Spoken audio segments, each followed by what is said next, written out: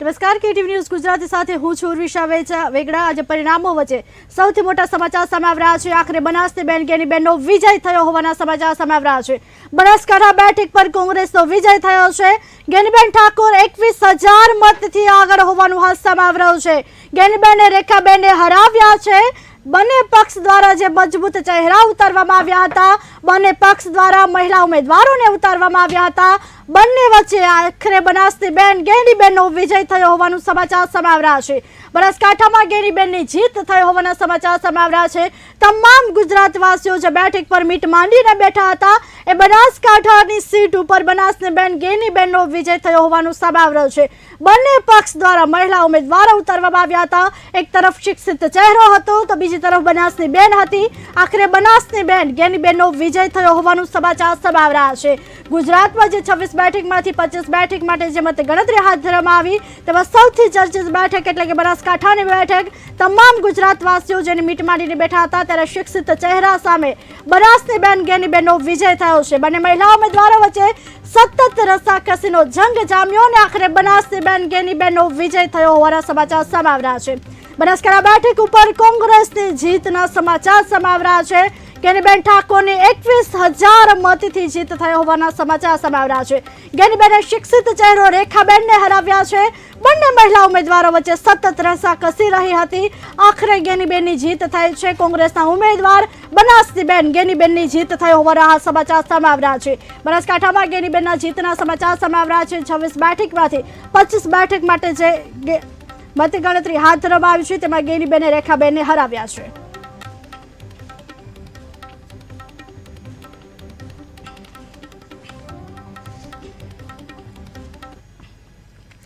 સૌથી મોટી ચૂંટણી અને તેનું પરિણામનું સૌથી મોટું મહાકવરેજ એટલે કે કેટીવી ન્યૂઝ ગુજરાતી।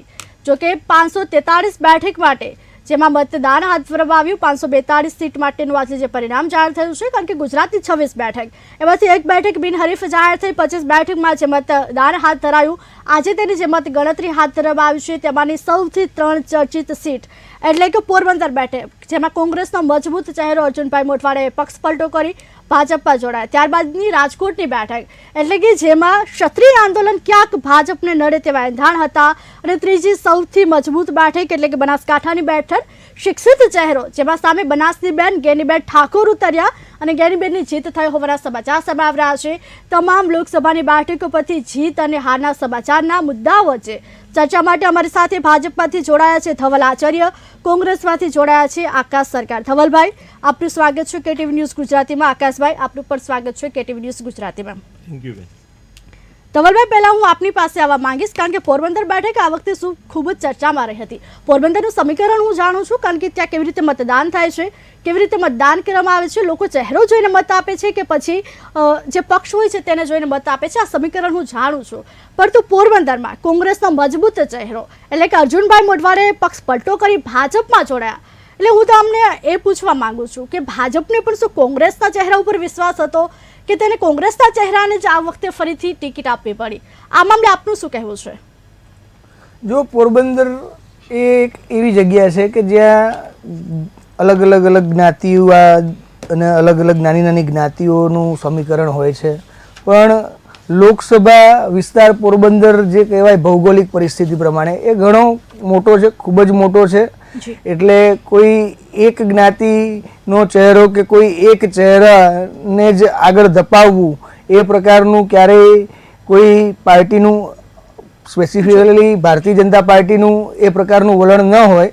પણ કેવું છે કે રાજનીતિમાં હંમેશા ઇલેક્શન અને ચૂંટણીનો જંગ એ હંમેશા જીતે એવા ઉમેદવારોને જંગમાં મૂકવામાં આવતો હોય છે। તો મારો પ્રશ્ન એ છે કે ભાજપને પણ આખરે કોંગ્રેસના ચહેરાને તક આપવી પડી, મતલબ ભાજપનો પણ વિશ્વાસ ક્યાંક કોંગ્રેસ ઉપર હતો એવું નથી લાગતું? કોંગ્રેસને તક આપવાની વાત નથી। અર્જુનભાઈએ કારણ કે રાજીનામું આપ્યું છે। જી, મનસુખ માંડવિયા છે, પોરબંદર માટે નવો ચહેરો છે। પોરબંદરના લોકો છે એ પક્ષ જોઈને નહીં પરંતુ ઉમેદવારને જોઈને મત આપે છે, હકીકત છે પોરબંદરનું આ સમીકરણ। પરંતુ પોરબંદરમાં પણ કોંગ્રેસનો મજબૂત ચહેરો ભાજપમાં ગયો, એને પણ તક આપવી પડી। તો આપને નથી લાગતું કે ભાજપને પણ ક્યાંક કોંગ્રેસ ઉપર પોરબંદર સીટ ઉપર વિશ્વાસ હતો? ના, જેમ આપે કહ્યું કે પોરબંદરમાં મનસુખભાઈ જીત્યા, એમ ભારતીય જનતા પાર્ટીનો વિજય છે। ભારતીય જનતા પાર્ટીના નિશાન પર અર્જુનભાઈ મોઢવાડિયા લડ્યા છે અને જીત પ્રાપ્ત કરી છે। જે આપ પણ જાણો છો અને સર્વવિદિત છે. હું પણ એ જ એમાં કહેવા એમાં એમાં માંગુ કઈ છું નવાઈની વાત કે નથી. અર્જુનભાઈ મોઢવાડિયા છે કોંગ્રેસનો ચર્ચિત ને મજબૂત ચહેરો હતો, એ ભાજપમાં આવ્યા ને ભાજપની સીટ જીતા. એવું તો ઘણા બધા વ્યક્તિઓ ઘણી બધી પાર્ટીમાં આવે છે અને જાય છે, પણ કેવું છે કે અત્યારે હાલ ભારતીય જનતા પાર્ટીની જીત થઈ છે અને ભારતીય જનતા પાર્ટીના ઉમેદવારની જીત થઈ છે. ભારતીય જનતા પાર્ટી ક્યારેય કોઈ વ્યક્તિ જી, વિશેષમાં માનતી જ કારણ કે નથી. ભારતીય જનતા પાર્ટી ભલે ન માને, પરંતુ પોરબંદરનું સમીકરણ છે, લોકો પક્ષ જોઈને નથી આપતા, ઉમેદવાર જોઈને, ઉમેદવારનો ચહેરો જોઈને મત આપે છે. ભૂતકાળમાં અર્જુનભાઈ હાર્યા પણ છે. પરંતુ તો આ વખતે ભાજપે કેમ અર્જુનભાઈએ અમારી વિચારસરણી, અમારી વિચારધારા, ભારતીય જનતા પાર્ટીની વિકાસની રાજનીતિ અને નરેન્દ્રભાઈમાં એમનો સંપૂર્ણ વિશ્વાસ અને રાષ્ટ્રવાદ અને 370ની કલમની નાબૂદી વત્તા રામ મંદિરના નિર્માણ જેવા મહત્વના મુદ્દામાં તેઓએ એવું લાગ્યું અને તેમને વિચારસરણી પ્રમાણે તેમને એ પ્રમાણે ભારતીય જનતા પાર્ટીમાં વિશ્વાસ મૂક્યો અને ભારતીય જનતા પાર્ટીમાં આવ્યા. ધવલભાઈ, આપણે રાકેશભાઈ, હું તમારી પાસે આવવા માંગુ છું. આપને શું લાગે છે, અર્જુનભાઈ મોઢવાડિયાનો મજબૂત ચહેરાએ ભાજપને લાભ કરાવ્યો છે કે શું લાગે છે? હું હમણાં એક ઇન્ટરવ્યૂ સાંભળતો હતો, એમાં અજય ઉમટ સાહેબે એવું કીધું કે કોંગ્રેસવાળાને ભાજપવાળા બધા લઈ જાય છે, એના કારણે ભાજપવાળા પોતાની જાતને ગાભા મારું સમજે છે. એટલે આ બહુ સ્પષ્ટ સંકેત છે કે એમની પાસે જીતે એવા ઉમેદવારો અમુક જગ્યાએ તો છે જ નહીં, જેના કારણે અમારા જે સક્ષમ ઉમેદવારોને દબાવીને, ધમકાવીને, ઈડીની, સીબીઆઈની ધોસ આપીને લઈ જવા પડે છે. તમે મહારાષ્ટ્રમાં પણ જોયું છે કે આગલા દિવસે અજીત પવારની વિરુદ્ધમાં 70,000 કરોડનું કૌભાંડ પ્રફુલ્લ પટેલ ઉપર, છગન ભુજબળ ઉપર હોય છે અને બીજા દિવસે એ ભાજપમાં જોડાય છે, એ વોશિંગ મશીનમાં પાસ થઈને બહાર આવે છે અને પછી ભાજપનો પ્રચાર કરે છે. એ આજે મહારાષ્ટ્રમાં પણ એ જોઈ લીધું તમે કે ત્યાં હારની પરિસ્થિતિ ઊભી થઈ છે, ઇન્ડિયા ગઠબંધન આગળ છે. એટલે એ જ પરિસ્થિતિ ગુજરાતમાં પણ છે કે ગુજરાતમાં આ લોકો દબાવી ધમકાવીને લોકોને લઈ જાય છે અને એને જે મન ફાવે એમ જે વાંચવા માટેનું એક પત્ર આપે છે ને એટલું જ પ્રેસ કોન્ફરન્સ અર્જુનભાઈએ કર્યું, બધા એ રીતે જ કર્યું કે અમે 370ની કલમમાં વિશ્વાસ રાખીએ છીએ, આ રામ મંદિરના નિર્માણમાં વિશ્વાસ રાખીએ છીએ. તમે હમણાં સુધી ગાળો બોલતા હતા, બીજા દિવસે નરેન્દ્રભાઈની વિકાસની રાજનીતિ તમે કેવી રીતે સ્વીકારી શકો એ બહુ મોટો સવાલ છે. આ દબાવની રાજનીતિ છે, ઈડીની, સીબીઆઈની બીકની રાજનીતિ છે. જી ધવલભાઈ, તમે જે પોરબંદરના વિકાસની વાત કરી, તમે પોરબંદરના વિકાસને કઈ રીતે જુઓ છો તે એક વાત જણાવશો? પોરબંદરમાં 100% વિકાસ થયો છે, માછીમારોનો વિકાસ થયો છે, ત્યાંની લોકોની જનતાની વિકાસ થયો છે. એક ખેડ વિસ્તાર છે, એ ખેડ વિસ્તારમાં પાણીનો મુદ્દો જણાવો. તમને શું લાગે? પાણીમાં નળ સે જલ યોજના સુધી ઘરે ઘરે પાણી પહોંચ્યું છે. અત્યારે આ ઉનાળો છે બેન, અને ઉનાળાની કાળઝાળ ગરમીમાં આપને પણ ખબર છે કે જમીનના જળસ્તર નીચા જાય, નીચા જવાથી પાણીની સમસ્યાઓનું તકલીફ થાય, કેનાલો સુકાય છે. ધારાસભ્યો આકાશભાઈ, હું આપ બોલતા હતા ત્યારે વચ્ચે નતો બોલ્યો. આકાશભાઈ, આપ ચર્ચાનું ઔચિત્ય જાળવો પ્લીઝ. ધવલભાઈ, આપને રોકવા માંગીશ. આપે જે નલ સે જલ યોજનાની જે વાત કરી, ઠીક છે, નળ સે જલ યોજના છે, પરંતુ આજે પણ પોરબંદરના ગામડા એવા છે, નળ તો નાખ્યા પણ તે નળમાં હજી પાણી નથી આવતું. આ હકીકત છે. મારા પોરબંદરના ગામડામાં, મારા ઘરમાં નળ સે જલ યોજના, નળમાં આજે પાણી નથી આવતું.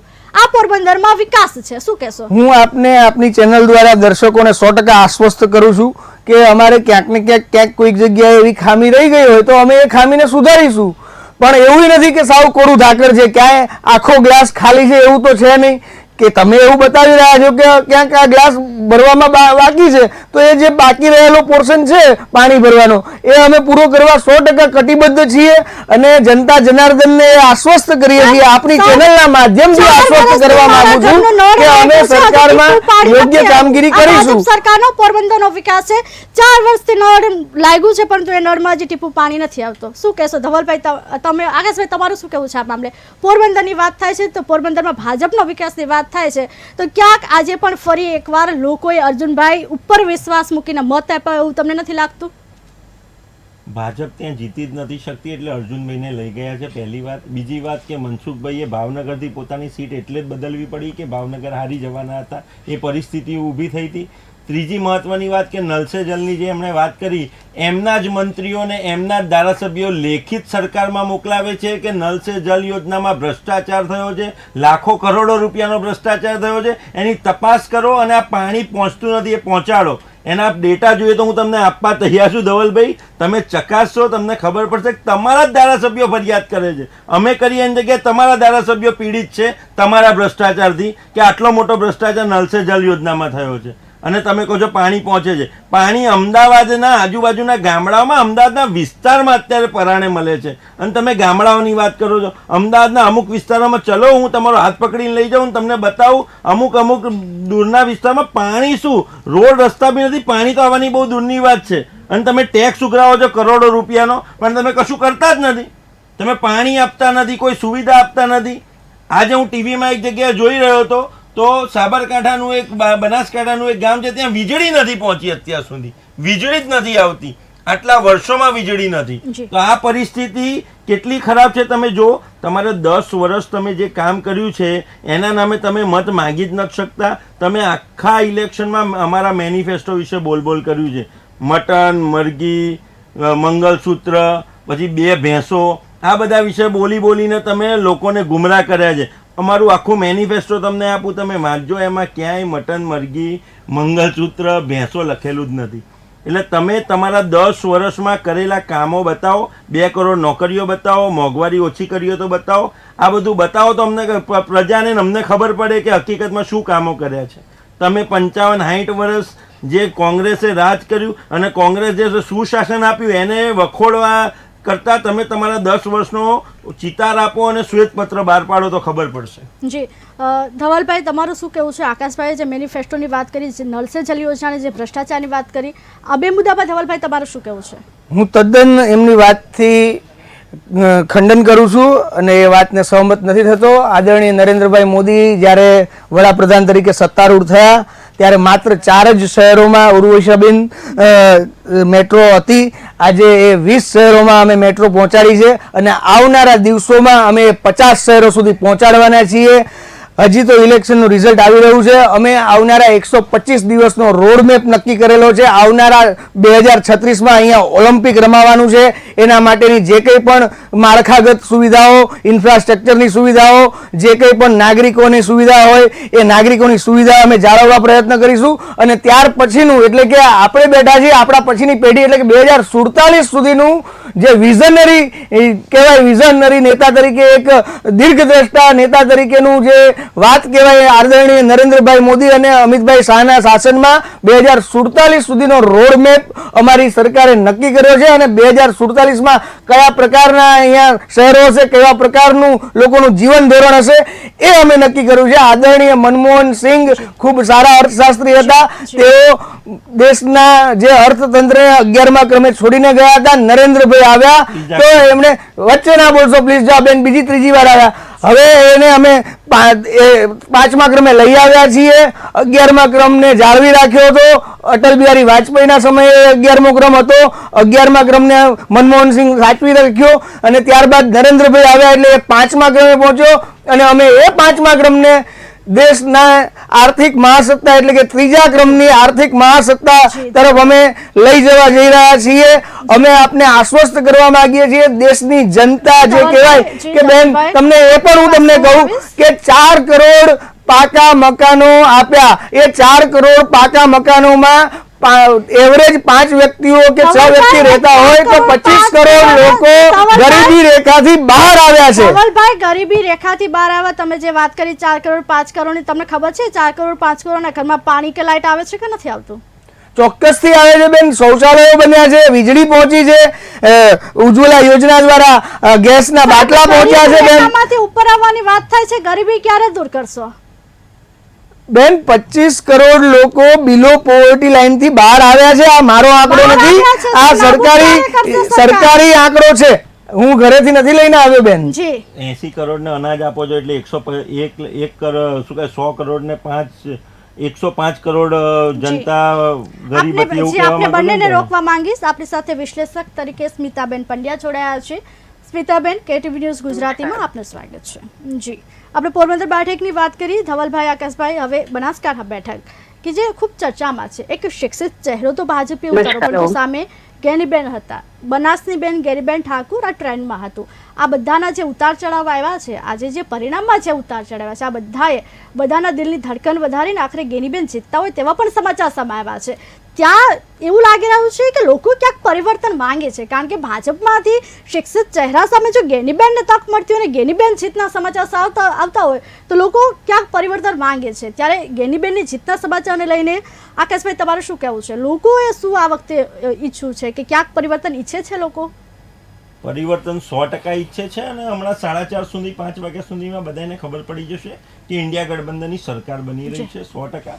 અને ગેનીબેન ત્યાં જે આપ સમજો કે નાનામાં નાના માણસનો અવાજ બનીને ઉભરી આવ્યા છે.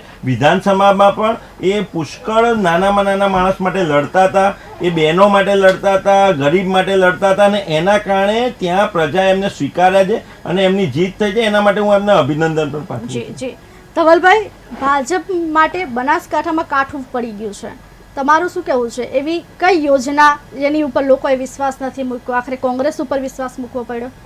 100% બનાસકાંઠાનું જે રિઝલ્ટ તમે કહી રહ્યા છો, હાલ હજી મારી પાસે એવા કોઈ આંકડા નથી, પરંતુ આપ કહો છો અને જે કંઈ પણ ન્યૂઝ દ્વારા મને અત્યારે આ ડિબેટમાં ચાલુ ડિબેટમાં મને આ જે ન્યૂઝ મળ્યા એ આઘાતજનક ન્યૂઝ છે અમારા માટે અને અમે ચોક્કસથી આ બાબતે મનોમંથન કરીશું.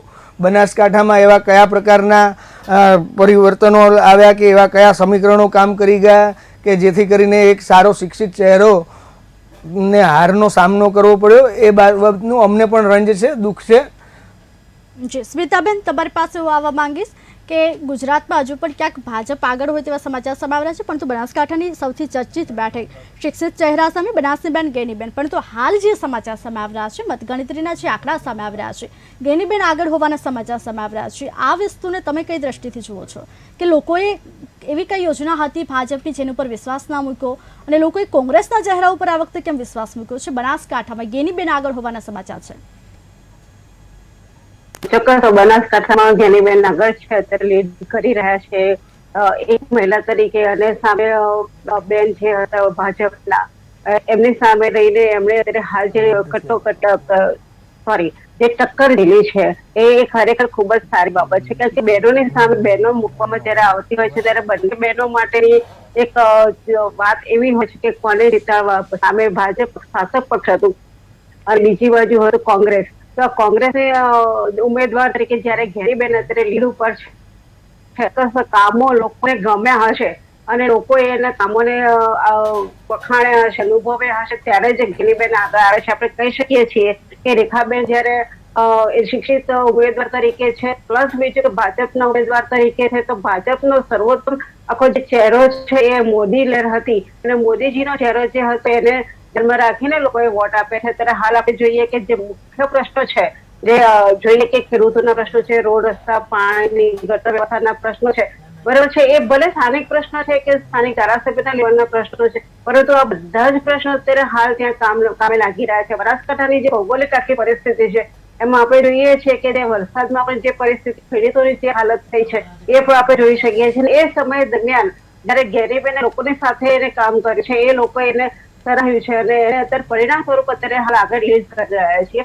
જયારે આપણે વાત કરીએ છીએ કે રેખાબેન જે છે એ પોતે જે હતા ચૌધરી પરિવારમાંથી આવતા હોવાથી અને ત્યાં બીજું કે ચૌધરી એટલે મોટો કે ડેરી ઉદ્યોગ સાથે સંકળાયેલું બનાસકાંઠા જે છે અને રેખાબેનના ફાધર જે છે સહકાર ક્ષેત્રે ખૂબ જ આગળ પડતા હતા, એના કારણે થઈને પણ એમણે ભલે નામના કેળવી હશે, પરંતુ અત્યારે સ્થાનિક મુદ્દાઓને જે ધ્યાનમાં રાખીને ગેનીબેને જે મુદ્દાઓ ઉઠાવ્યા અત્યારે લોકો સુધી પહોંચ્યા છે એ અત્યારે હાલ આપણે જોઈ રહ્યા છે કે ગેનીબેન લીડ કરી રહ્યા છે. જી આકાશભાઈ, ભારતમાં ધાર્મિક મુદ્દો હંમેશા સળગતો મુદ્દો રહ્યો છે.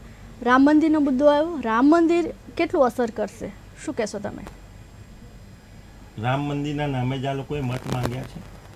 રામ મંદિર પૂરું નહોતું થયું એ પહેલાં એનો શિલાન્યાસ કરવો ને રામલલ્લાની મૂર્તિનું સ્થાપના કરવી ને આ બધું એટલા માટે થઈ રહ્યું હતું કે ઇલેક્શન આવી રહ્યું હતું ને પછી પ્રધાનમંત્રી ના રહે નરેન્દ્રભાઈ તો એનો શિલાન્યાસ નહીં કરી શકે, રામલલ્લાની મૂર્તિ સ્થાપના નહીં કરી શકે, એના માટે થયું હતું. શંકરાચાર્યોએ જ્યારે કીધું હોય કે આ મંદિર હજુ બન્યું નથી, વાસ્તુ થાય એ ઘરનું વાસ્તુ થાય, તમે કોઈ મંદિરમાં શિલાન્યાસને ભૂમિ બધું ના કરી શકો, મૂર્તિ ત્યાં સ્થાપિત ના કરી શકો, કેમ કે હજુ એનું મુગટનું કામ બાકી છે, ઉપરનું કામ બાકી છે, ત્યાં બધા મજૂરો ચડશે અને રામલલાનું અપમાન થશે. તેમ છતાંય નરેન્દ્રભાઈએ કર્યું.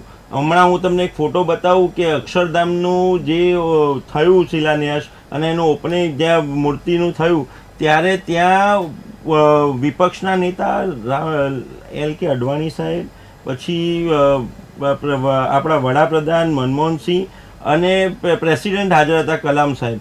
આમણે તો એમના પાર્ટીના કોઈ નેતાને બોલાયા વગર નરેન્દ્રભાઈ એકલાએ બધું કર્યું છે. એટલે તમે સમજી શકો છો કે એમને કેટલી બધી ઘેલછા છે પોતે જાતે કરવાની, અને એમણે રામ મંદિરને ઇલેક્શનનો મુદ્દો બનાવીને મત માંગ્યા છે. તમે જુઓ કે રાજસ્થાનમાં એવું કહે છે કે આ બધું મુસ્લિમોને આપી દેશે, બીજી જગ્યાએ એવું કહે છે કે આ મંગળસૂત્ર તમારું લઈ લેશે, તમારી જોડે 2 વસ્તુ હશે તો 1 લઈ જશે, તમારા ઘેર પાણીની ટોટી હશે તો એ બી લઈ જશે. આ બધી જે વાતો એમણે જે કરી છે તમને સમજાવે છે કે એમણે આખી જાતિગત વાતાવરણ ઊભું કરીને મત માંગવાની કોશિશ કરી. આકાશભાઈ, આપે જે મેનિફેસ્ટોની વાત કરી એમાં વચ્ચે ક્યાંક એવા પણ નિવેદનો આપવામાં આવેલા હતા કે આ મુસ્લિમ લીગને લગતું મેનિફેસ્ટો છે, કે આ મામલે તમારું શું કહેવું છે? બેન, અમારું મેનિફેસ્ટો તમે વાંચી શકો છો. અમે ક્લિયરલી હું લઈને આવ્યું, તમારે જોઈએ તો હું આપું, સાહેબને બી આપું, જેને જોઈએ.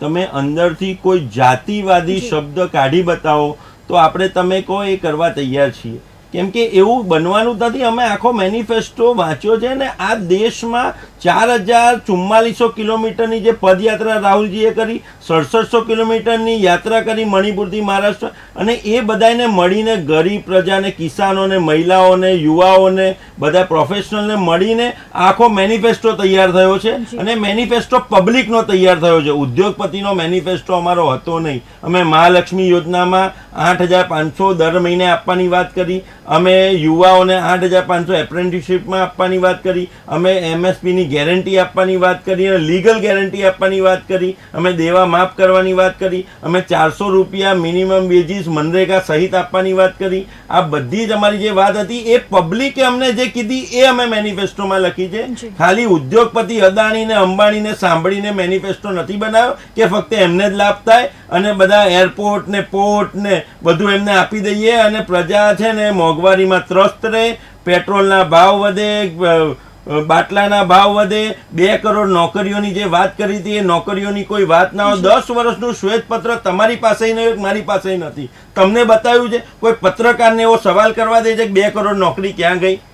એક પત્રકારે સવાલ કર્યો કે પકોડા બેચતા है उसको रोजगारी बोलते हैं. આને રોજગારી થોડી કહેવાય, એ રોજગારી નથી. ભણેલો ગણેલો માણસ સરકારી નોકરી કે કોઈ કંપનીમાં નોકરી મેળવે એને રોજગારી કહેવાય. તમે પકોડા વેચો એને રોજગારી કહેવાય. એટલે સાવ વાહિયાત ને ફાલતુ વાતો કરીને આખા દેશની જનતાને ગુમરાહ કરી છે. સાહેબે કીધું એવી રીતે હું કહેવા માંગુ છું કે મનમોહનસિંહજી 3જા નંબરની ઇકોનોમી મૂકીને ગયા હતા. તમે કોઈ પણ જગ્યાએ વાંચી શકો છો, તમે એનું રિસર્ચ કરી શકો છો. આ 5મા ક્રમે નરેન્દ્ર મોદીની 10 વર્ષની સરકાર લાવી છે અને હવે ગુમરાહ કરીને 3જા નંબરે લઈ જવાની વાતો. ધવલભાઈ, આપની પાસે આવવા માંગીશ કે આકાશભાઈએ જે મેનિફેસ્ટોની વાત કરી કે કોંગ્રેસના મેનિફેસ્ટો છે, તેમાં ધવલભાઈ તમારું શું કહેવું છે? પહેલી વાત તો જ્યારે મનમોહનસિંહજી સરકારમાં એમની ટર્મ પતી અને નરેન્દ્રભાઈ સત્તારૂઢ થયા ત્યારે વિશ્વ જાણે છે ને આપણે બધા જાણીએ છીએ કે દેશનું અર્થતંત્ર એ 11મા ક્રમે હતું.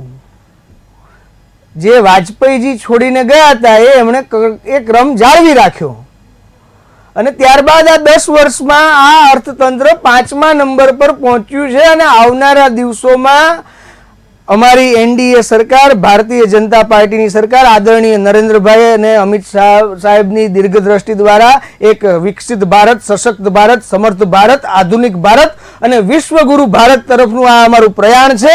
અને એ અમે આવનારા દિવસોમાં આપને બતાવીશું કે અમારું કયા પ્રકારની દીર્ઘદ્રષ્ટિ છે, વિઝનરી નેતાઓનું કયા પ્રકારનું ભારતને વિશ્વમાં સ્થાન અપાવવાની અમારી નેમ છે. અને આપ સૌ જાણો છો કે અગાઉના રાજનેતાઓ કેવી પરિસ્થિતિમાં, એક સામાન્ય એવી પરિસ્થિતિમાં બોર્ડર ઉપર કંઈક પણ થતું અને આપણે જે તે સમયે અમેરિકા નતમસ્તક થઈને પહોંચી જવું પડતું ને અમેરિકાના ત્યાં જે તે લોકો આપણને મળવા પણ નતા બોલાવતા. IK ગુજરાલ સાહેબ કેટલા હેરાન થયેલા એ આપ સૌ જાણો છો. અને અત્યારે હાલ રશિયા અને યુક્રેનના યુદ્ધ થાય છે તો નરેન્દ્રભાઈ મોદી મધ્યસ્થી કરે છે, યુદ્ધ રોકાય છે અને આપણા દેશના વિદ્યાર્થીઓ સહેજ પણ બીક વગર સ્વદેશ પરત પાછા ફરે છે. હું આપને એ પણ જણાવવા માંગીશ, આકાશભાઈ એ બોલતા હતા કે અમદાવાદનો શું વિકાસ થયો. આદરણીય મુખ્યમંત્રી જ્યારે મુખ્યમંત્રી તરીકે સત્તારૂઢ થયા ત્યારે ડ્રોપ આઉટ રેશિયો શિક્ષણમાં 38% હતો, જે આજે નહીવત છે. સિગ્નલ સ્કૂલો એએમસી દ્વારા ચાલુ થઈ, જે શિક્ષણના માટે વંચિતો હતા, બાળકો જે શાળામાં નથી જઈ શકતા એવી શોષિતો અને વંચિતો માટે એ સિગ્નલ શાળાઓ થઈ. સ્કૂલ બોર્ડની સ્કૂલો એવી સ્માર્ટ સ્કૂલો બની કે આજે ત્યાં ભલામણોની લાઈન લાગે છે. હું કહું છું એટલે નહીં, આપ પોતે જઈને જોઈ શકો છો. અને ત્યાં જો બેન વચ્ચે આ વારંવાર બોલે છે આકાશભાઈ, આ તમે ત્રીજી વાર આવું કર્યું. ના ના, એવું ના ચાલે, આ ચર્ચાનું ઔચિત્ય નથી. હું તમે બોલતા હતા ત્યારે બોલ્યો, તમે કાં તો પછી તમે બોલો, મને સમય આપો. મારા સમયમાં શા માટે બોલો છો? જી ધવલભાઈ, આકાશભાઈ પરિણામના પાસા ગમે હું ત્યારે આપને પલટી 100% એ આશ્વસ્ત કરું છું કે સ્કૂલ બોર્ડની સ્કૂલો કેવી સ્માર્ટ સ્કૂલો થઈ આપ જોઈ શકો છો. અને ત્યાં આપે જોઈ લેવાનું કે કેવા સ્માર્ટ ક્લાસીસ ચાલે છે. મારે તો અહીંયા બેસીને તમને બતાવવાના નથી, તમે રૂબરૂ જઈને જોઈ શકો છો. જી ધવલભાઈ, આકાશભાઈ પરિણામના પાસા ગમે ત્યારે પલટી શકે છે. સ્મિતાબેન, હું તમારી પાસે આવવા માંગુ છું. રામ મંદિરનો જે મુદ્દો છે એ કેટલી અસર કરશે આ પરિણામ ઉપર? ચોક્કસ અત્યારે આપણે આખા દેશમાં જે પરિણામ અત્યારે હાલ આપણે જોઈ રહ્યા છે, એમાં જે ઇન્ડિયા ગઠબંધન છે અત્યારે હાલ એ લીડ ઉપર આપણે જોઈ રહ્યા છીએ. કારણ કે લોકોને જે પ્રશ્નો છે એ પ્રશ્નો કયા છે એ પોતાના સ્થાનિક પ્રશ્નો હોઈ શકે છે. ચોક્કસ લોકોને આસ્થા છે, રામ મંદિર મળ્યું લોકોને અને એના માટેની શ્રદ્ધા પણ છે, લોકોએ એને વધારી પણ લીધું છે. પરંતુ જ્યારે હકીકતમાં આપણે જોઈએ છીએ કે મુદ્દાઓ જે છે મુદ્દાઓને ધ્યાનમાં રાખવાના હોય છે. આ રામ મંદિર છે એ ચોક્કસ આપણા આસ્થાને સ્થાને લોકોને મળવા પાત્ર હતું અને લોકો એને વધારવા છતાં પણ જે પ્રશ્નો છે એ પ્રશ્નો અત્યારે હાલ ક્યાંય એનું નિરાકરણ નથી આવ્યું. આપણે જોઈ શકીએ કે રોજગારીના મુદ્દાઓ પર ઘણા બધા લોકો યુવાનો અત્યારે હાલ બેરોજગાર છે. સ્વાસ્થ્યના ક્ષેત્રે આપણે જોઈએ છીએ કે ઘણી બધી સારી હોસ્પિટલો બની છે, પણ બધી જ હોસ્પિટલો જે છે બની પ્રાઇવેટ હોસ્પિટલો બની છે. સરકારી હોસ્પિટલો જે જૂની હતી એ જ પ્રમાણે છે. અત્યારે હાલ એમાં નવી કોઈ હોસ્પિટલો બની નથી. બીજી વસ્તુ એ રહી કે શૈક્ષણિક ક્ષેત્રે જયારે આપણે જોઈએ છીએ ત્યારે ઉચ્ચ શિક્ષણ માટે લોકોને વિદેશ ભણવા માટે જવું પડે છે. અત્યારે હાલ મોટા ભાગનું આપણું યુવાધન છે વિદેશમાં જઈ રહ્યું છે ભણવા માટે થઈ રહ્યું. તો અહીંયા આપણે એ લેવલ પણ જરૂર છે. આપણી પાસે ચોક્કસ મંદિર પણ જોઈએ છે, મસ્જિદ પણ લોકોને જોઈએ છે, સાથે સાથે સ્કૂલો પણ જોઈએ છે, હોસ્પિટલો પણ જોઈએ છે, એનું પણ ડેવલપમેન્ટ જરૂરી છે. આપણે જોઈએ છીએ કે રામ મંદિરનો મુદ્દો છે એ મોટે ભાગે જોઈએ તો એ ઇલેક્શન પહેલા કરવામાં આવ્યું છે. એટલે ચોક્કસ આપણે એક વિચાર એ કરી શકીએ છીએ એમાં કે કદાચ ઇલેક્શન જીતવા માટેનો મુદ્દો હોઈ શકે છે. અને એના પરિણામે અત્યારે હાલ તો આપણે જોઈએ છીએ કે લોકોમાં કેવું છે કે લોકોને પોતાના માટે પોતાના હિત માટે હોય એ મુદ્દાઓ હું આપની પાસે ફરી આવીશ, પરંતુ આકાશભાઈ, ધવલભાઈએ જે રીતે સ્માર્ટ ક્લાસની, સિગ્નલ સ્કૂલની વાતો કરી, આ બધા વચ્ચે હકીકત એ પણ છે કે આજે પણ ભારતીયના જે યુવાનો છે, ભારતીય યુવાનો આજે પણ વિદેશમાં ભણવા માટે જાય છે. તો આ સ્માર્ટ સ્કૂલો, સિગ્નલ સ્કૂલો, આ બધા વચ્ચે તમારું શું કહેવું છે? દેશમાં ભણતર ખૂબ જ મોંઘું થયું છે. 6,000 રૂપિયામાં MBBS બનતા આપણા યુવાનો અત્યારે 6 લાખથી માંડીને 1 કરોડ સુધી ચૂકવે છે. અને એ પરિસ્થિતિમાં આપ જુઓ તો ભણવાનું બહુ અશક્ય થઈ ગયું છે. અને ડ્રોપ આઉટ રેશિયોની વાત છે, તમે એના ડિટેલ કાઢી શકો છો. ડ્રોપ આઉટ રેશિયો બહુ જ ખરાબ છે. આખા દેશમાં કોંગ્રેસે 55 વર્ષમાં 10 લાખથી વધારે સ્કૂલો બનાવી હતી. એમાં 45થી 50% સ્કૂલો ભાજપે બંધ કરી દીધી, સરકારી સ્કૂલો. અને ભણવાની પરિસ્થિતિ જ ઊભી નથી. અહીંયા જે સિગ્નલ સ્કૂલની વાત કરે છે ત્યાં ખોટા ડેટા બતાવવામાં આવે છે અને તમે જોઈ શકો છો કે કોઈ ત્યાં ભણવા જતું નથી, કોઈ ડેટા હોતા નથી. આ ખાલી બતાવવાના અને ચાવવાના દાંત અલગ અલગ છે. સ્માર્ટ સ્કૂલોની વાત કરો છો, સ્માર્ટ સ્કૂલોમાં કશું ચાલતું જ નથી. તમે જોઈ આવો, આપણે પર્સનલી તમે કહો KTVની ટીમ મોકલો, હું લઈ જાઉં અને આપણે અચાનક કોઈક સ્કૂલમાં જે સ્માર્ટ સ્કૂલોની નહીવત જગ્યા છે, કશું જોવાતું નથી, કોઈ ભણતું બી નથી. અને બાળકોને મધ્યાહન ભોજનમાં કૌભાંડો છે, મધ્યાહન ભોજનમાં ઈયળો નીકળે ને ખાવાનું ખરાબ હોય ને એ પરિસ્થિતિ છે. બાળકોને સ્કૂલમાં મોકલવાનું મધ્યાહન ભોજન કોંગ્રેસ સરકાર જ્યારે લાવી ત્યારે એનું કારણ એટલું હતું કે બાળક ભણવા આવે અને બપોરે ગરીબ પ્રજાને પોસાય નહીં બાળકને જમાડવાનું એટલે ત્યાં જમાડે અને પૌષ્ટિક જમવાનું લઈને એ ઘરે જાય અને ભણી શકે. પણ મધ્યાહન ભોજન આખી યોજના ખતમ કરવાના આરે લાવી દીધી છે અને તમે જુઓ કે એમાં એકદમ રદબાતલ જમવાનું આપવામાં આવે છે અને કોંગ્રેસની જેટલી યોજનાઓ છે બધી યોજનાઓનું નામકરણ કરીને નવું નામ મૂકીને આ લોકો યોજના આગળ વધારી છે. જી ધવલભાઈ, આકાશભાઈએ જે મધ્યાહન ભોજનની વાત કરી, આકાશભાઈનું કહેવું છે કે તેમાં જે કૌભાંડો થયા છે, પછી સરકારી સ્કૂલો ભાજપે બંધ કરી એવું આકાશભાઈનું કહેવું છે. આ મામલે તમારું શું કહેવું છે ધવલભાઈ? તદ્દન ખોટી વાત છે અને જો આપને જોવી જોઈએ તો અહીંયાથી થોડાક જ કિલોમીટર દૂર સ્માર્ટ શાળાઓ છે. અહીંયા આપણે જે વિસ્તારમાં રહીએ છીએ ત્યાંથી વેજલપુરમાં, બોડકદેવમાં, વસ્ત્રાપુરમાં સ્માર્ટ શાળાઓનું નિર્માણ થયું છે અને સ્માર્ટ શાળાઓનું સુપેરે સંચાલન થાય છે. બરાબર છે. અને કે ટીવીની ટીમ જઈ શકે છે અને જોઈ શકે છે રૂબરૂ. એ ખોટા અપપ્રચાર છે અને નર્યો અપપ્રચાર એ કરવો કોંગ્રેસની નીતિ રીતિ છે. હંમેશા જુઠ્ઠાણા ફેલાવવા, ભય, ભૂખ અને ભ્રષ્ટાચારને પ્રસાર કરવો એ જ કોંગ્રેસનું કામ રહ્યું છે.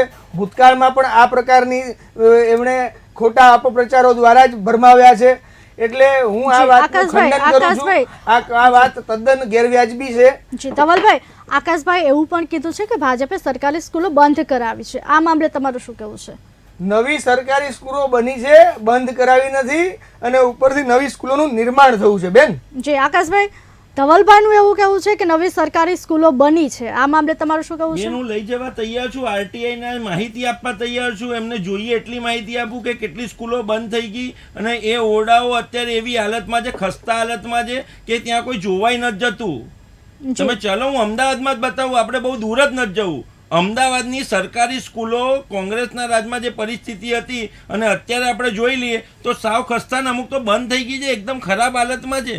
જી ધવલભાઈ, આકાશભાઈનું કહેવું છે કે સરકારી સ્કૂલો બંધ કરાવી, તમારું કહેવું છે કે સરકારી સ્કૂલો શરૂ કરી. પરંતુ આ બધાની વચ્ચે હકીકત એ છે કે આજે પણ ભારતના વિદ્યાર્થીઓ વિદેશમાં ભણવા માટે જાય છે. આ વાતે તમે શું કહેશો ધવલભાઈ?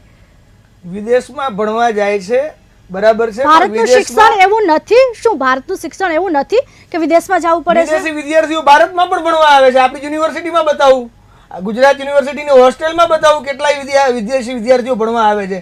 એટલે એવી વાત છે નહીં. વિદેશી વિદ્યાર્થીઓ અહીંયા ભણવા પણ આવે છે અને એ વિદેશમાં ભણવા વસ્તુ અલગ છે. આપણા ત્યાં જે અહીંયા આવે એ કરારની વસ્તુ અલગ છે. એ રેશિયો ઓછો થયો છે. નરેન્દ્રભાઈ જ્યારે સત્તારૂઢ થયા ત્યારે મેડિકલની સીટો માત્ર 7000 હતી, જે આજે કેટલી પહોંચી છે એ આપને ખબર જ છે. તદ્દન વાહિયાત વાત છે. તમે આવી વાત ના કરશો. એમ્સ કેટલી હતી? નવી IIM નું નિર્માણ થયું છે. કેટલી બની? ઓન પેપર બતાવો કેટલી બની? જી શું કહેશો ધવલભાઈ? માત્ર 7000 સીટો હતી. વ્યાપારીકરણ કર્યું. એ તમે કહી શકો છો. તમે 6000 તો એ જે બોલે છે 6000 તો એ 6000 તો ફી હતી જ નહીં. તો એનું 6000 ફી માં MBBS બને છે. હું ક્યારે થાય છે? પેપર બતાવું, સાથે બતાવું. આવો મારી સાથે જે ડોક્ટરો બન્યા છે. જી જી અને એ જ કહે છે કે અમારા બાળકોને અત્યારે અમારે ભણાવવા હોય લેબોરેટરીનું સાધન 6000 માં નથી મળતું સાગરભાઈ. 6000 ફીમાં જે લોકો ભણ્યા છે એ ડોક્ટરો અત્યારે એવું કહે છે કે અમારા બાળકને અમારે ભણાવવું હોય તો 50 લાખ ફી આપવી પડે છે. આ ભાજપની મોંઘવારી છે. તમે ઉજ્જવલા યોજનાની વાત કરી. ઉજ્જવલા યોજનામાં તમે જે ગેસના બાટલા આલ્યા છે ફરીથી કોઈ રિફિલ નહીં કરાયા. જાઓ ગામડામાં, તમને ખબર પડે. રિફિલ કરાવવાના પૈસા નથી. તમે ખાલી આંકડા બતાવ્યા છે, આટલા આંકડા ને આટલા આંકડા. આંકડાની માયાજાળ છે. તમે કશું કરી જ નથી શક્યા આખા દેશમાં. 2 ભેંસોમાંથી 1 ભેંસ લઈ લેતે આ જ વાતો કરી છે. બાબરી તાળું મારી દેશે આવી વાતો કરી છે. કયું બાબરી તાળું મારવાનું? ભાઈ પહેલા દરવાજા જ રાજીવ ગાંધીએ ખોલ્યા હતા, એ તમને ખબર? એ કયા મુદ્દા ઉપર ખોલવા પડ્યા હતા એ પણ આ મીડિયા જણાવે. બોલો, તમે બોલો. આપે એક નિશ્ચિત પ્રકારની કોમની એક સ્ત્રીને જે સુપ્રીમ કોર્ટનો ચુકાદો આવ્યો હતો ને સુપ્રીમ કોર્ટના ચુકાદાને તમે લોકસભામાં બંધારણીય ફેરફાર કર્યો હતો અને તમે અમને કહો છો કે અમે બંધારણમાં ફેરફાર કર્યો છે.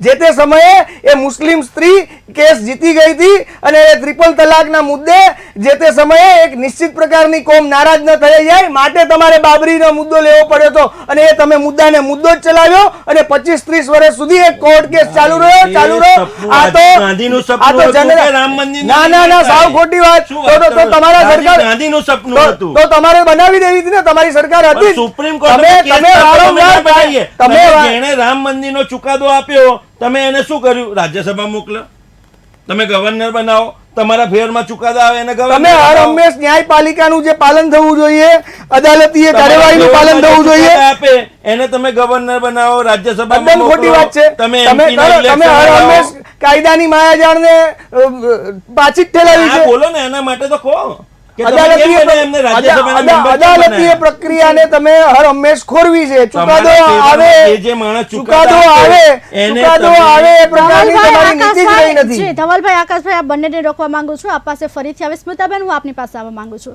એક તરફ રામ મંદિરનો મુદ્દો ચર્ચાનો, એક તરફ ટ્રિપલ તલાકનો મુદ્દો ચર્ચાનો. આ બંને વસ્તુને તમે કઈ રીતે જોવો છો? ચોક્કસ રામ મંદિર છે એ શ્રદ્ધાનો વિષય છે અને ટ્રિપલ તલાક જે છે મહિલાઓના અધિકારનો પ્રશ્ન છે કે જે કોઈ પણ વ્યક્તિ મહિલાઓને એમને કોઈ પણ જાતના વગરતા કોઈ પણ જાતના વગર કહી શકાય કે ટ્રિપલ તલાક આપીને એને છૂટી કરી દે વાંક ગુના વગર. એટલે આપણે કહી શકીએ છીએ કે ટ્રિપલ તલાક જે છે ખરેખર મહિલાઓ માટે, ખરેખર મુસ્લિમ મહિલાઓ કરીને એ લોકો માટે કાયદો છે અને એમને આ રીતના જે અત્યાચાર પછી મુક્ત થવાનો અને પોતે પણ ટ્રિપલ તલાક માટે કેટલી બધી એને મુશ્કેલીઓ પડતી હોય છે. ઘરમાંથી એને કાઢી મૂકવા હોય, ફક્ત 3 કલાક બોલે એટલે એનો આખો લગ્ન વૈવાહિક સંબંધ જે છે એ પૂરો થઈ જતો હતો. આ જયારે ટ્રિપલ તલાકનો કાયદો લાવવામાં આવે છે ત્યારે ખરેખર મુસ્લિમ સમાજની જે બહેનો છે એના માટે ઘણો સારો આ કાયદો છે અને આ કાયદાનો અત્યારે હાલ મુસ્લિમ સમાજ બહેનો ઉપયોગ લઈ રહી છે. બીજું મારે અત્યારે ખાસ એક કહેવું છે કે શાહબાનો કેસમાં જયારે આપણે વાત થઈ કે શાહબાના કેસમાં જયારે છૂટાછેડાની વાત હતી કે એમને જે ભરણ પોષણની વાત હતી ત્યારે નવા એમેન્ડમેન્ટ સાથે મુસ્લિમ મહિલાઓ માટે પણ આ રીતના કાયદાઓ રાજીનામાની સરકાર વખતે પણ આવેલા છે અને અત્યારે હાલ અમે જોઈએ છીએ કે એવું તુષ્ટિકરણની વાત કરવામાં આવે છે કે ઇન્કમ્બન્સીની વાત કરવામાં આવે છે ત્યારે એન્ટી ઇન્કમ્બન્સીની વાત કરવામાં આવે છે ત્યારે આવા મુદ્દાઓ ખાસ લેવામાં આવતા હોય છે કે જે ખરેખર બહેનોના પ્રશ્નો હોય કે બાળકોના પ્રશ્નો હોય કે આરોગ્યના પ્રશ્નો હોય એને સાઈડમાં રાખીને આ રીતના જે તુષ્ટિકરણના જે મુદ્દાઓ લેવામાં આવે છે ત્યારે સ્થાનિક પ્રશ્નો અને બહેનોના પ્રશ્નો સાઈડમાં રહી જાય છે. ટ્રિપલ તલાક અને આ જે રામ મંદિરના મુદ્દાઓમાં બહેનોને એમાં રામ મંદિર માટે કયા બહેનોને કયો ઉપયોગ થયો છે મને સમજ નથી પડતી, પણ ચોક્કસ ટ્રિપલ તલાકનો ઉપયોગ બધી બહેનોને થઈ રહ્યો છે. હું આપની પાસે ફરીથી આવવા માંગીશ. આકાશભાઈ, હું આપની પાસે આવવા માંગુ છું કે ટ્રિપલ તલાકની વાત થઈ તેમાં ઠીક છે કે મીડિયાની જે બહેનો હોય છે તેના માટે ફાયદો થયો છે કારણ કે 3 વખત જે બોલવાથી તે લોકોનું લગ્ન જીવન જે ખંડિત થતું, મહિલાઓ દુઃખી થતી. આ ટ્રિપલ તલાકનો કાયદો સારો છે, પરંતુ મણિપુરનો મુદ્દો પણ ચર્ચાનો હતો. આ મણિપુરના મુદ્દા વિશે તમે શું કહેશો? મણિપુરના મુદ્દા માટે હું સૌથી પહેલાં તો એમના મંત્રી, હવે તો પૂર્વ મંત્રી સ્મૃતિ ઈરાનીને પણ એક શબ્દ કહેવા માંગીશ કે તમે મહિલા અને બાળ વિકાસના મંત્રી હોવા છતાં તમે મણિપુર કેમ ના ગયા? બીજી વાત કે નરેન્દ્રભાઈ મણિપુર કેમ ના ગયા? મહિલાઓની સુરક્ષાની ભાજપ જે વાત કરે છે તો મણિપુરમાં 3-4 મહિના સુધી બહેનો પર અત્યાચાર થયા, એમને નિર્વસ્ત્ર કરીને આખા ગામમાં ફેરવવામાં આવે અને એ પરિસ્થિતિમાં લોકસભામાં પણ કે રાજ્યસભામાં જે સત્તારૂઢ પાર્ટી છે એક શબ્દ બોલવા તૈયાર ના હોય અને જે બોલે એને સસ્પેન્ડ કરીને બહાર મોકલી દે, આનાથી નિંદનીય બાબત કોઈ હોઈ જ ના શકે. તમે પ્રજ્વલ રેવન્નાની વાત કરો તો હમણાં જો આ જ પરિસ્થિતિ કોંગ્રેસના રાજમાં થઈ હોત તો સ્મૃતિ ઈરાનીજી પલાઠી વાળીને બેસી ગયા હોત અને ભાજપના મહિલા મોરચાની બહેનો આખા ગામમાં ફરતી હોત. જેમ દિલ્હીમાં તમે અરવિંદ કેજરીવાલનું જે બન્યું એમાં તમે જોયું કે ભાજપના મહિલા મોરચાની બહેનો ત્યાં હડતાલ કરવા માંડીને ત્યાં બૂમાબૂમ કરવા માંડી. એ જ પરિસ્થિતિ પ્રજ્વલ રેવન્ના વખતે થઈ ગઈ. 2800 બહેનોની આવું થયું તો એક પણ ભાજપની મહિલા મોરચાની બહેન કે સ્મૃતિ ઈરાની કેમ કશું બોલી નહીં? બોલવું જોઈતું હતું ને. તમે કેમ બોલતા નથી? ત્યાં મહિલા સુરક્ષા નથી આવતી? તમારા સાંસદે કર્યું એટલે મહિલા સુરક્ષા નહીં અને બીજું કોઈ કરે એટલે તમે બૂમાબૂમ કરો. તમે મણિપુરમાં આ બધું થયું તો એમાં એક પણ રેલી કાઢી નહીં, અને તમે આ દિલ્હીમાં થયું એટલે તમે તરત જ રોડ ઉપર ઉતરી આવ્યા. કેમ? તમે રાજકીય રંગ દરેક વસ્તુને આપવા માંગો છો. કોંગ્રેસ રાજકીય રંગ આપતી જ નથી. કોંગ્રેસ સમાજની વાત કરે છે, પબ્લિકની વાત કરે છે, સામાજિક સુરક્ષાની વાત કરે છે. જી ધવલભાઈ, મણિપુરના મુદ્દા વિશે તમારું શું કહેવું છે? 1947 થી આપણો દેશ આઝાદ થયો ત્યારથી કાશ્મીરમાં આજ દિન સુધી 48,000 લોકો મૃત્યુ પામ્યા છે, નિર્મમ હત્યાઓ થઈ છે, મહિલાઓની આબરૂ લૂંટાઈ છે, સ્ત્રીઓને બેઆબરૂ કરવામાં આવી છે, હત્યાકાંડ થયો છે. ધવલભાઈ, મણિપુરના મુદ્દા વિશે તમારું ભોપાલ ગેસ કાંડ બાબતે કેટલા લોકો મરી ગયા, ત્યારે શું કર્યું આ લોકોએ? મણિપુર તો તમે વચ્ચે મહિલાની સુરક્ષાની તમે જે વાતો કરો છો ને, સંદેશખાલીમાં નિર્મમ હત્યાઓ થઈ, સંદેશખાલીમાં સ્ત્રીઓને બેઆબરૂ કરવામાં આવી, સાઉથમાં કેટલાય રાજ્યોમાં મહિલાઓને નિર્વસ્ત્ર કરીને એમની આબરૂ લેવામાં આવી, એમની હત્યાઓ થઈ, દિલ્હીમાં નિર્ભયા કાંડ થાય છે, ત્યારે આ લોકોનું કોઈ જીવ ચાલ્યો જ નથી. પણ રેપના કેસ સામે આવે છે. ધવલભાઈ, મણિપુરના મુદ્દા વિશે તમારું શું કહેવું છે? હું એ જ કહેવા માંગુ છું કે આટલા બનાવો બની ગયા તો એ વખતે આ કોંગ્રેસની સરકાર કે ઇન્ડી ગઠબંધનના કોઈ પણ લોકો ત્યાં કેમ ન ગયા? તમે માત્ર મને એક જ પ્રશ્ન પૂછો છો તો કાશ્મીરી પંડિતો, શીખોની નિર્મમ હત્યા, જગદીશ ટાઇટલર જેવા લોકો ખુલ્લેઆમ ફરતા હતા, અત્યારે યુપીમાં અંસારી જેવા લોકો ઇલેક્શન લડે છે, તો આવા લોકોને તમે કેમ ન રોક્યા? જી આકાશભાઈ, ધવલભાઈએ જે વાત કરી એ મામલે તમારું શું કહેવું છે? બેન, મારી તો એક જ વાત છે કે મહિલા સુરક્ષાની જ્યારે વાત કરીએ તો પ્રાઇમ મિનિસ્ટર મારા બી છે, અને સરકાર એકવાર બની જાય પછી ગૃહમંત્રી મારા બી છે. તો એ ગૃહમંત્રીએ અને પ્રાઇમ મિનિસ્ટરે અને જે મંત્રી છે સ્મૃતિ ઈરાનીજી, એ લોકોએ આખા દેશની વાત કરવી જોઈએ. તમે એક જ ક્લચની વાત કરો છો ને બીજી બાજુ આટલા બધા લોકો હેરાન થાય છે, એની તો ચર્ચા જ નથી કરતા. અત્યારે તમે સવાલ કરી રહ્યા છો, સાહેબ જવાબ બીજો આપી રહ્યા, તમે સાંભળી જ રહ્યા છો. એમની પાસે કોઈ જવાબ જ નથી. પ્રજ્વલ રેવન્નાની વાત કરો ને, પ્રજ્વલ રેવન્ના ક્યાં છે અને કેમ એના વિરુદ્ધમાં તમે કશું કરતા નથી? પ્રજ્વલ રેવન્ના આપને અજ્ઞાનતા હશે, કદાચ અત્યારે ધરપકડ થઈ ગઈ છે આપની જાણ ખાતર. અરે પણ તમે મીડિયા દ્વારા જાણી લો ને આપ. અમે બારોબાર ભગાડી નથી મૂક્યા ઇટાલી. જે રીતે ભોપાલ ગેસ કાંડમાં તમે સ્પેશિયલ ચાર્ટર્ડ પ્લેનમાં આવા વ્યક્તિઓને ભગાડી મૂક્યા હતા, એવી રીતે અમે ભગાડી નથી મૂક્યા. કોઈ પુરાવા જ નથી. પુરાવા તો તમે નાશ પમાવડાવો છો ને, એ તકલીફ છે ને. જી, પરિણામના પાછળ ગમે ત્યારે પલટી શકે છે. સ્મિતાબેન, હું તમારી પાસે આવવા માંગીશ કે આપણે કોઈ પણ પક્ષ કે કોઈ પણ સરકાર, કોઈ એક વિશે આપણે વાત નથી કરતા, આપણે સમગ્ર ભારતની વાત કરીએ છીએ. મહિલા સુરક્ષાની વાત થાય છે, આપણે કોઈ એક પક્ષને નથી લેતા, પરંતુ સામે રેપના કિસ્સા પણ એટલા સામે આવે છે. કોઈ પણ રાજ્ય લઈ લો કે કોઈ પણ જિલ્લો કે ગમે તે લઈ લો, કોઈ પણ સીટ લઈ લો, આ મામલે તમારું શું કહેવું છે? ચોક્કસ, ભાજપ હોય કે કોંગ્રેસ હોય, મોટા ભાગે જોઈએ તો મુદ્દો સ્ત્રીના ચારિત્ર્ય ઉપર ઉછાળવામાં આવે છે. ભાજપના કોઈ પણ સભ્ય હોય કે કોંગ્રેસના સભ્ય, બંને પક્ષોમાં બીજો કોઈ પણ પક્ષ હોય, એમાં જોવા જઈએ તો મુદ્દો કોનો આવે છે? સ્ત્રીની અસલામતીનો મુદ્દો આવે છે, સ્ત્રીની ઇજ્જતનો મુદ્દો આવે છે. વડાપ્રધાનના લેવલથી માંડીને આવે છે, નીચે કક્ષાનો માણસ જે સભ્ય હોય એ દરેક વ્યક્તિમાં આપણે જોઈએ છે કે બહેનોની સુરક્ષાની બહેનોની સુરક્ષાની વાત જયારે આવતી હોય છે ને, ત્યારે મોટે ભાગે જોઈએ છે કે બધાથી ચૂપકીની થવાઈ જાય છે. આપણે જોઈએ છે કે નિર્ભયા કાંડ થયો મનમોહન સિંહની સરકાર વખતે, એ વખતે જે રીતના વિરોધ પક્ષ તરીકે નરેન્દ્ર મોદીની હાલની જે સરકાર છે જે મુદ્દાઓ ઉઠાવતા હતા, એ અત્યારે હાલ મણિપુર ક્ષેત્રે, મણિપુર બાબતે ચોક્કસ એ શું કે કઈ બોલી જ નથી શકે, કોઈ મુદ્દો રહી પણ નથી શકે. એમના પોતાના ભાષણમાં જયારે 2 મિનિટ પણ બોલવાની વાત આવી, મણિપુર માટે એક શબ્દ પણ નથી બોલ્યા. એટલે આપણે કહી શકીએ છીએ કે મણિપુરની જે બહેનો હોય કે પછી નિર્ભયા હોય કે પછી બીજા બધા કોઈ પણ કેસ થતા હોય બહેનો માટેના, એમના માટે થઈને બંને પક્ષો, સરકારી જે મોટે ભાગે કોઈ પણ પક્ષ હોય, અત્યારે સત્તારૂઢ હોય કે વિરોધ પક્ષ કે કોઈ પણ પક્ષ હોય, બહેનોનો પક્ષ લેતા જ નથી. આપણે જોઈએ સામાન્ય રીતે જોઈએ કે આપણા ગુજરાતમાં પણ નિર્ભયા કાંડ બનેલો છે, બરાબર, નલિયા કાંડ બનેલો છે, બરાબર. એ સમય દરમિયાન પણ આપણે જોઈએ છે કે કોણ ત્યાં ચર્ચાનો મુદ્દો હતો? કોઈ નતો. અને બીજી વસ્તુ એ રહી કે જયારે એના માટે સ્પેશિયલ કોલ કરવામાં આવે છે, ત્યારે પણ કોઈ સ્થાનિક સંસ્થાઓ કે કોઈ બીજો વિરોધ પક્ષ પણ ત્યાં સાથે એના પક્ષે ઉભી નથી રહી, એના માટે કોઈ ચર્ચા કરવામાં નહોતી. એટલે ફક્ત ને ફક્ત બહેનોના ચારિત્ર્ય અને બહેનોની સલામતી કે અસલામતી માત્ર ને માત્ર એક જીતનો અને એક ચર્ચાનો વિષય બનાવીને મૂક્યો છે આ પક્ષોએ. જી જી વાત એકદમ સાચી છે. સરકાર કોઈ પણ હોય મહિલાની સુરક્ષાને લઈને હંમેશા સવાલો ઊભા થયા છે. કોઈ પણ મુદ્દો લઈ લો, હંમેશા રેપના કેસ સામે આવે છે. કોઈ પક્ષ કોઈ પણ હોય, પાર્ટી કોઈ પણ હોય કે સરકાર કોઈ પણ હોય, આજે પણ રેપના કિસ્સા સામે આવે છે. આજે પરિણામનો દિવસ છે. ધવલભાઈ, આપ પાસે આવવા માંગીશ, શું લાગે છે આ વખતે ભાજપ કેટલી સીટ લઈ જશે? ચોક્કસથી ભારતીય જનતા પાર્ટી હેટ્રિક તરફ જઈ રહી છે. નરેન્દ્રભાઈ ફરીથી પ્રધાનમંત્રી બનવા જઈ રહ્યા છે અને આવનારા દિવસોમાં એક સુશાસન અને વિશ્વગુરુ ભારતના નિર્માણ તરફ અમે આપને સર્વને હું આપના આ માધ્યમ દ્વારા પ્રજાને આશ્વસ્ત કરું છું. જનતા જનાર્દને અમને આશીર્વાદ આપ્યા છે. પ્રભુ શ્રી રામના કાજે અમને જે આશીર્વાદ આપ્યા છે અને રામલલ્લા જે બિરાજિત થયા છે ભવ્ય દિવ્ય મંદિરમાં, એ રામના આશીર્વાદ અમને પ્રાપ્ત થયા છે. 370ની કલમ નાબૂદીના કારણે અમને આશીર્વાદ પ્રાપ્ત થયા છે.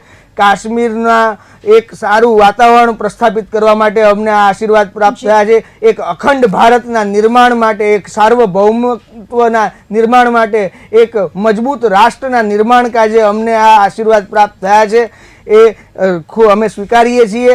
એ સાથે સાથે અમે કેરળમાં પણ ખાતું ખોલ્યું, અમે આંધ્રપ્રદેશમાં પણ સરકાર બનાવી, અમે ઓરિસ્સામાં પણ સરકાર બનાવી, અમે વિધાનસભાની બાય ઇલેક્શનની તમામ સીટો જીત્યા છીએ.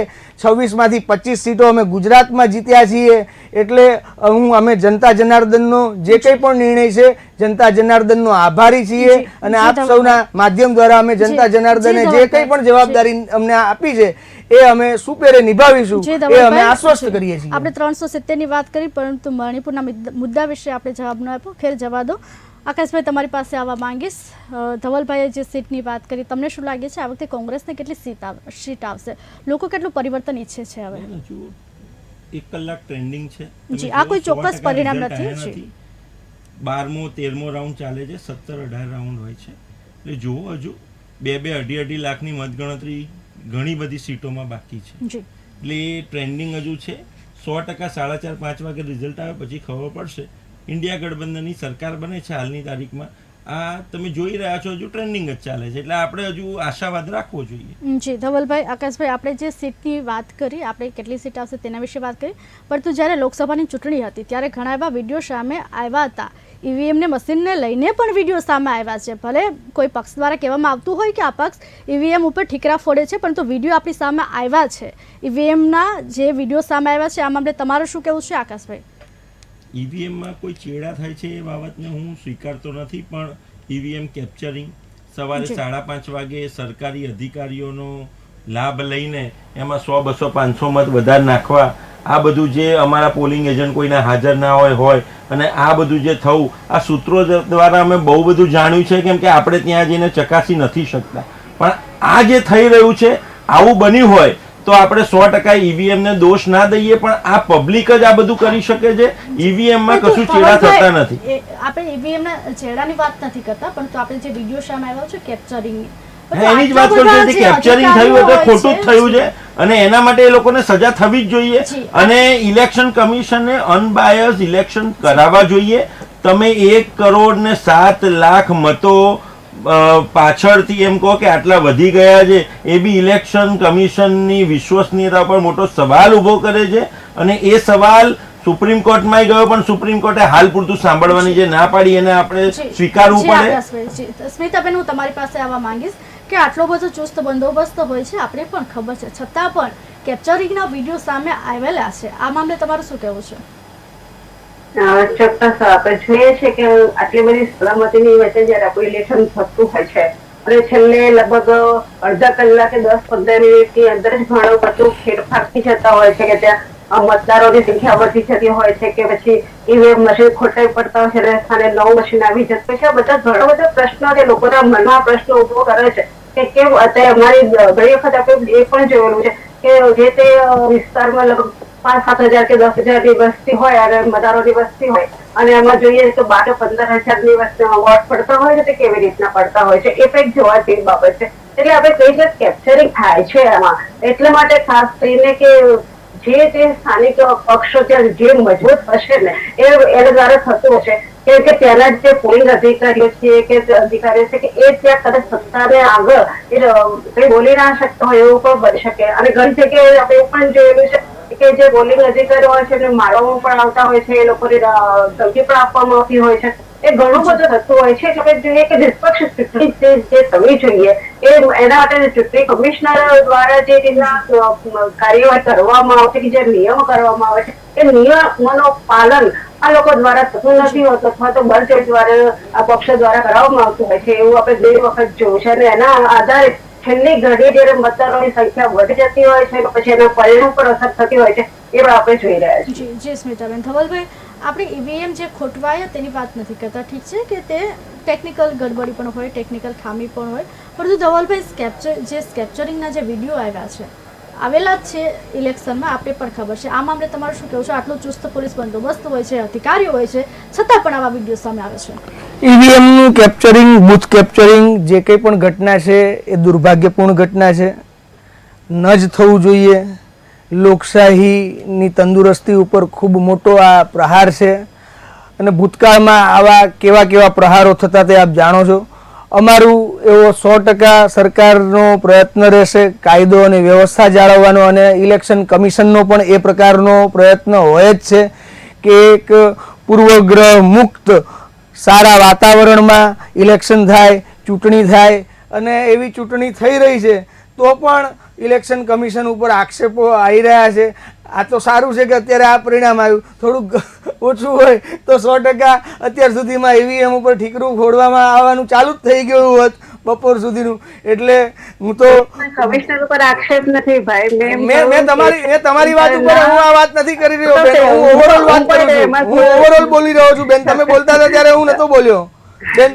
સાચું છે, મારે કહેવું એટલું જ છે કે એટલે ઈવીએમ ઉપર ઠીકરું ફોડવાની એક પરંપરા ચાલી છે પાછલા કેટલાય વર્ષોમાં. આપે જોયું છે, આપ વિશ્લેષક છો, મીડિયાના માધ્યમથી આપને ખબર જ છે કે ક્યારેક કેવું થાય છે. સરકાર નથી બની એટલે ઈવીએમ પર ઠીકરું ફોડવાનું. ઈવીએમ નું રક્ષણ કેવી રીતે કરવું એ કાયદો અને વ્યવસ્થા એનું જે કંઈ પણ છે ફરજ નિભાવી જ રહ્યા છે. આપને જાણીને દુઃખ થશે કે આજે સવારે પશ્ચિમ બંગાળમાં મતગણતરીના દિવસે પણ બોમ્બ મારા થયેલા છે. તો આવી જે વ્યવસ્થા થઈ છે અને એ ઇન્ડી ગઠબંધનની ત્યાં સરકાર છે, એવા પ્રકારના તો કોઈ બનાવ આપણે અહીંયા ગુજરાતમાં તો નથી બન્યા ને, એ આપ જાણો જ છો. એટલે આ જે ગણતરીના ચાલુ ગણતરીમાં બોમ્બ ફૂટે, લોકો ઈજાગ્રસ્ત થાય, એ પ્રકારની આ રીતે બોમ્બ મારા થાય. અને તમે એ જોવો છો મીડિયા દ્વારા. હું આપને જણાવવા માંગુ છું કે આજે સવારનો જ આ બનાવ છે. હું પણ આપને જણાવવા માંગુ છું કે ગોધરા કાંડ પણ થયેલા છે અને ગોધરા કાંડમાં કોણ જવાબદાર છે એ આપ જાણો જ છો. એનાથી વધારે હું એટલું જ કહીશ કે ત્યાં ચલો બોમ્બ મારો થયો તો કોઈ આતંકવાદીએ કર્યો છે.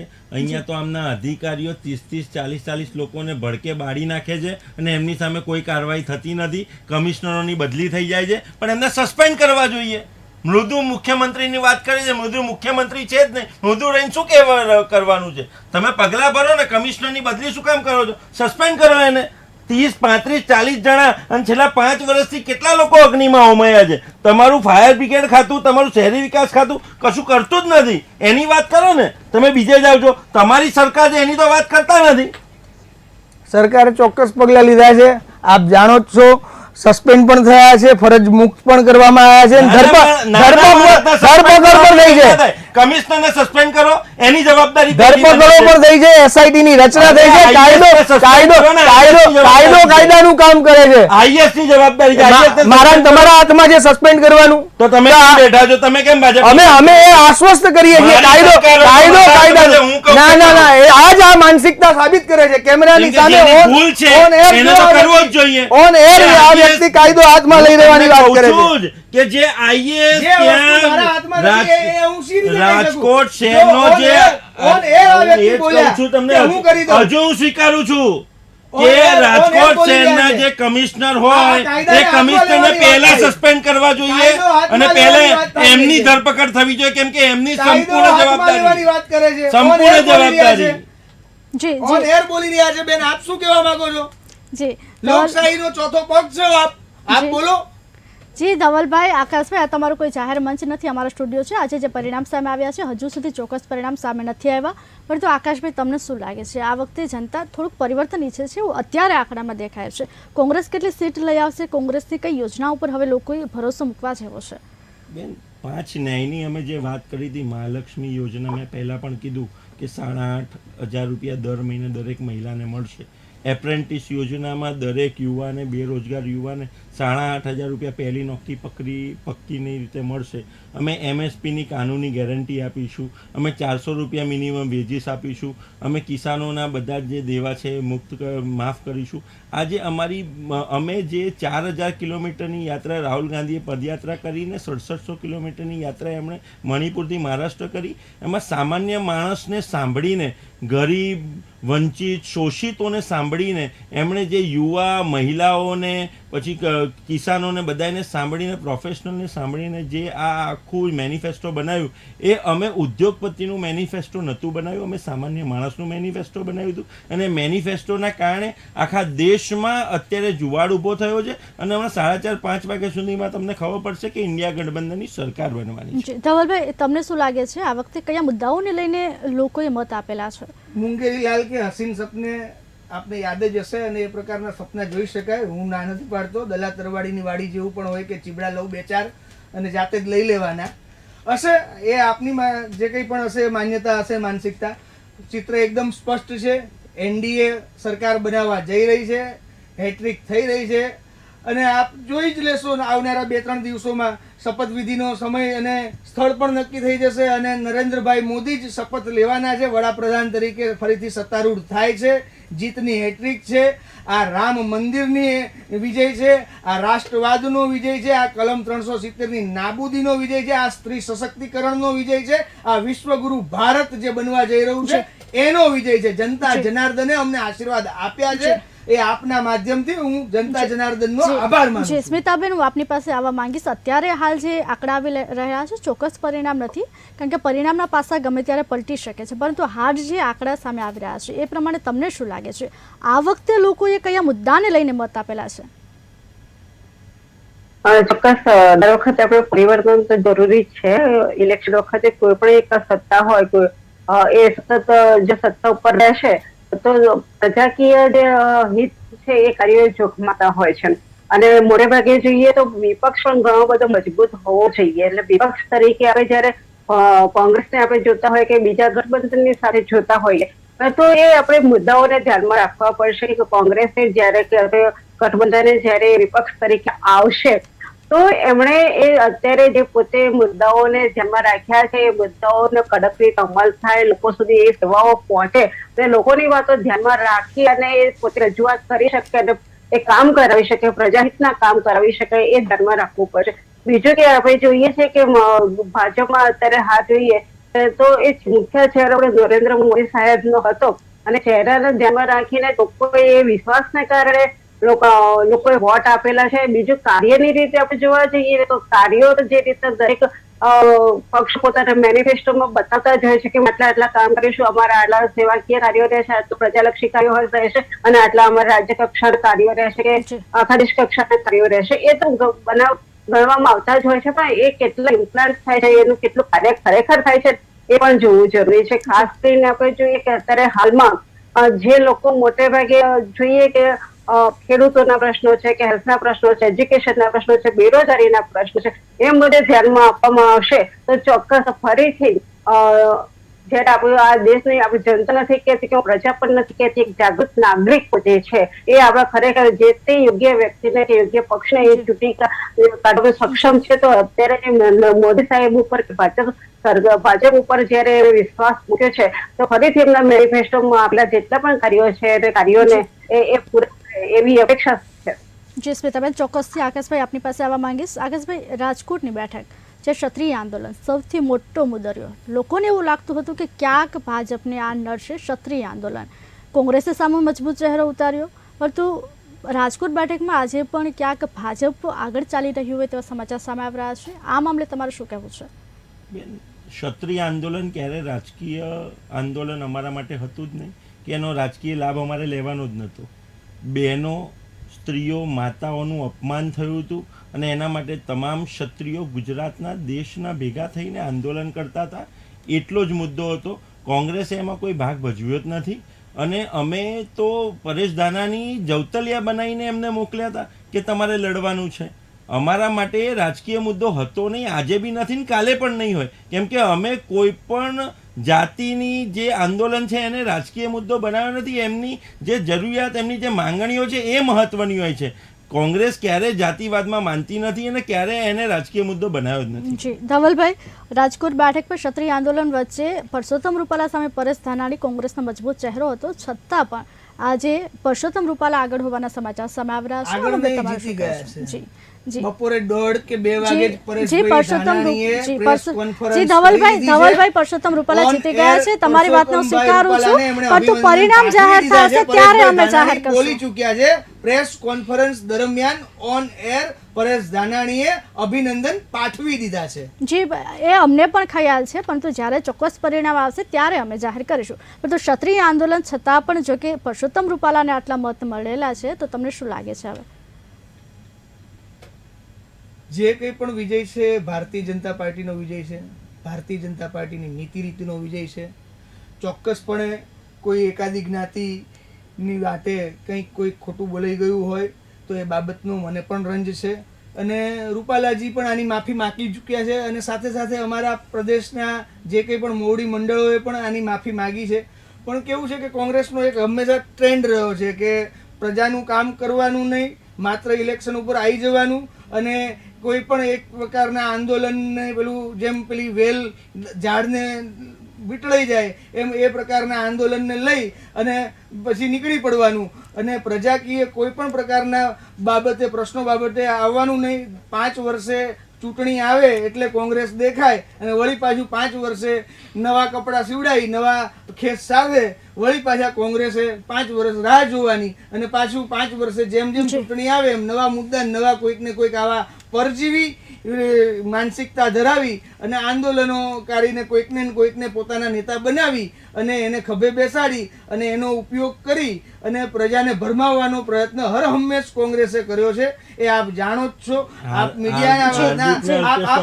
મીડિયાના માધ્યમ થકી હું હાર્દિક પટેલ ને અલ્પેશ ઠાકોર તમારા ત્યાં છે. માંગુ છું એ એમણે અમારી વિચારધારા સ્વીકારી. જે તે સમયે તમે આ લોકોને ખભે બેસાડ્યા અને પ્રજામાં ગયા હતા. હું એ જ કહેવા માંગુ છું કે આપ પરજીવિત થઈ રહ્યા છો.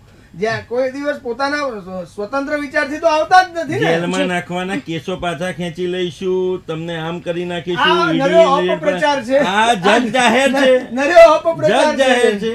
નર્યો અપપ્રચાર છે. જગ જાહેર છે, બધા જનતાને જાણે તમે છે. ભેરમાવો છો. હર હંમેશ તમે ખોટા મુદ્દા ઉપર લઈ મેં જાઓ ડિબેટ છો. ચાલુ થતા પહેલા જ તમને દાખલો આપ્યો હર હતો. અજીત હંમેશ પવારનો, ખોટી બાબતો લઈ જાઓ પ્રફુલ્લ છો. પટેલનો, છગન ભુજબળનો દાખલો આપ્યો તો 3 જણાનો, 4-5 જણાનો, કે આ બધાયને તમે આગલા દિવસે 2 દિવસ પહેલા એવું કહો છો કે આટલા બધા કૌભાંડી છે, ઈડી ની સીબીઆઈ ની રેડ પડે, એમની ઇન્કવાયરી થાય, આ દરેક અને બીજા દિવસે બાબતોમાં વોશિંગ મશીનમાં ધોવાઈ જાય આ છે. દરેક બાબતે જે કંઈ પણ છે કાયદો અને સરકારી એજન્સીઓ એમનું કામ કરી કોઈ રહી છે. કેસ ચાલતા જ નથી, બધા ક્લીન ચીટ મળી ગઈ એ તમારે 70,000 નથી કરોડમાં. બોલવું. તમે ઓન એર બોલી અરે રહ્યા છો હું એટલે નથી કામ થઈ બોલતો, જાય. ઓન પેપર છે ના, ના, on ભાઈ. camera તો લાવો ને, બતાવજો ને. તમે ચેક કરો, તમારે અમે- ડિટેલ અમને ચેક તો ખબર કરવાની જ જરૂર છે. કાયદો જી, કાયદાનું ધવલભાઈ. કામ કરી જ રહ્યું છે. તમે નક્કી કરો એટલે અમે નક્કી નથી કરતા. તમે કહી દીધું તમે અત્યારે. ચોથો સ્તંભ જેને કહો છો એ લોકોએ જો આના માટે ઇન્ટરવ્યુ જી ધવલભાઈ, આકાશભાઈ, જી ધવલભાઈ, ધવલભાઈ, આકાશભાઈ, આપણે બંનેને રોકવા માંગીશ. સ્તંભ છે જ. ધવલભાઈ, આકાશભાઈ, આપણે બંનેને રોકવા માંગીશ. ધવલભાઈ, આકાશભાઈ, સ્મિતાબેન અમારી સાથે જોડાયા તે બદલ આપનો આભાર. પરિણામના પાસા ગમે ત્યારે પલટી શકે છે. હજુ સુધી ચોક્કસ પરિણામ નથી આવ્યું.